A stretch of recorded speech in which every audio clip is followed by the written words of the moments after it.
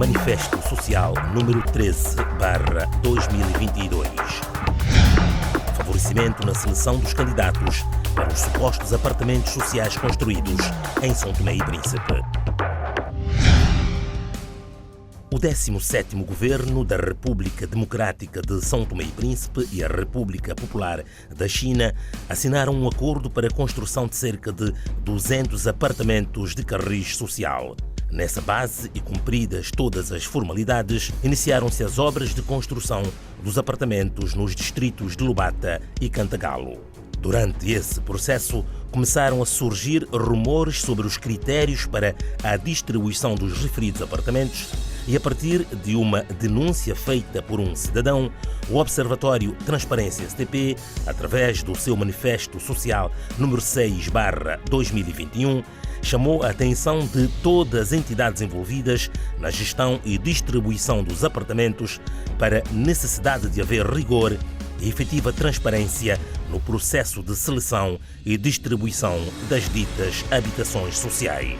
Posteriormente ao apelo feito pelo Observatório Transparência STP, o Ministro das Obras Públicas e Infraestruturas, Osvaldo Abreu, prometeu que o processo de distribuição dos apartamentos sociais seria mais transparente possível e que seriam garantidos a equidade e o efetivo rigor, de modo que os cidadãos mais necessitados pudessem, de uma vez por todas, beneficiar de habitações condignas. Porém, a sociedade são-tomense tomou conhecimento de uma nota explicativa do Instituto de Habitação Imobiliária, datada de 30 de maio de 2022, na qual é descrito o procedimento usado para selecionar os pretensos candidatos para as habitações ditas de sociais, acompanhado de uma lista de candidatos selecionados que serão posteriormente submetidos ao sorteio para a distribuição das habitações disponíveis. A nota ainda refere que o Instituto de Habitação e Imobiliária não tem mecanismos e instrumentos para confirmar se os candidatos têm ou não casa própria ou na fase de construção. Infelizmente, pelas informações divulgadas e às diversas manifestações de indignação dos cidadãos nas redes sociais, constata-se que as palavras do ministro tutelar não correspondem com a prática, tudo parece resultar no mesmo, ou seja, o Governo da República Democrática de São Tomé e Príncipe parece insistir na lógica de sempre, primar pelo nepotismo, falta de transparência da gestão da coisa pública e, sobretudo, não se preocupar em resolver os problemas da população, mas simplesmente beneficiar e ajudar os seus oficiais de propaganda política, que são tão simplesmente membros dos seus partidos e pessoas mais próximas da governação.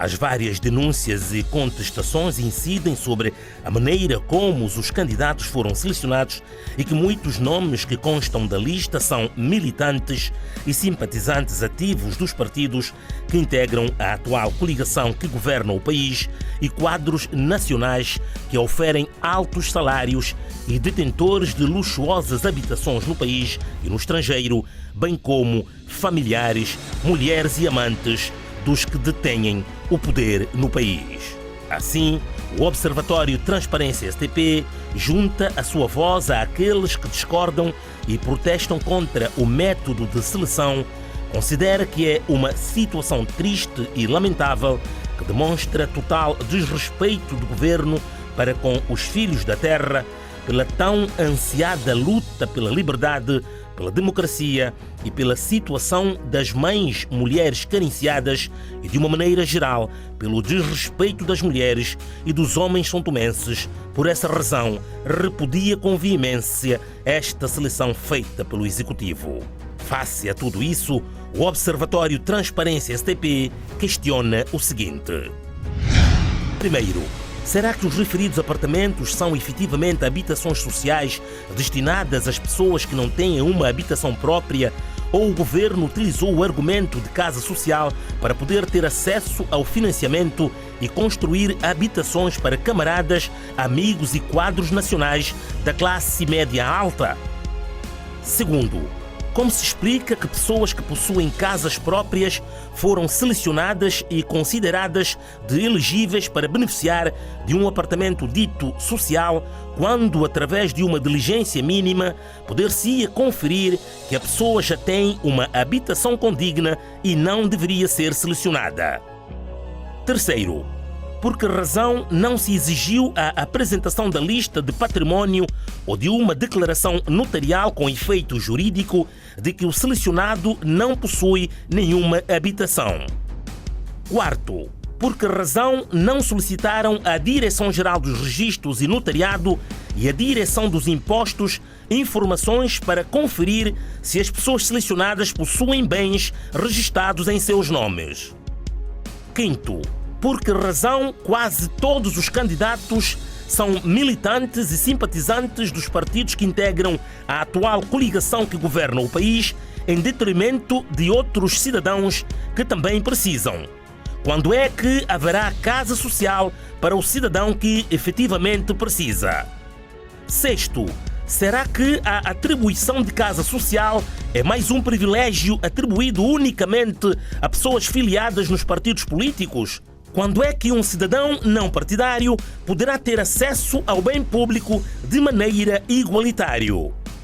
Sétimo, qual é a real utilidade do Instituto de Habitação e Imobiliária, uma vez que não consegue garantir que as casas sejam atribuídas efetivamente a quem precisa? Será que não aprenderam nada com a péssima gestão de concessão das casas ditas sociais do Campo de Milho e de Santana?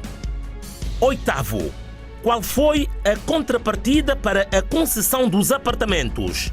O governo tem acordo com alguma instituição bancária para facilitar o crédito para aquisição da referida habitação para os cidadãos selecionados?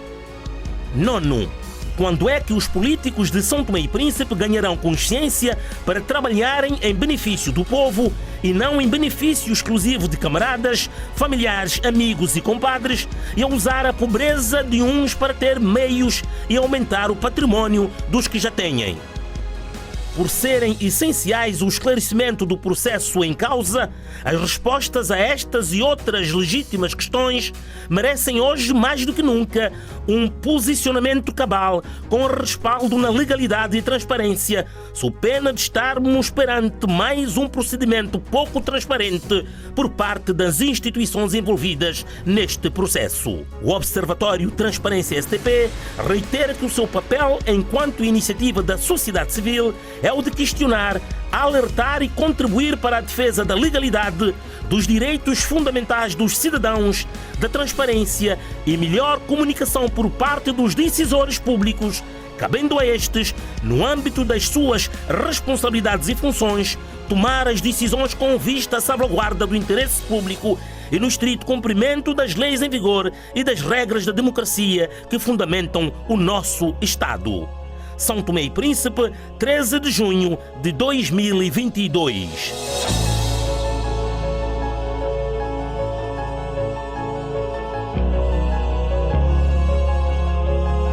Observatório Transparência STP, mais transparência, maior efetividade.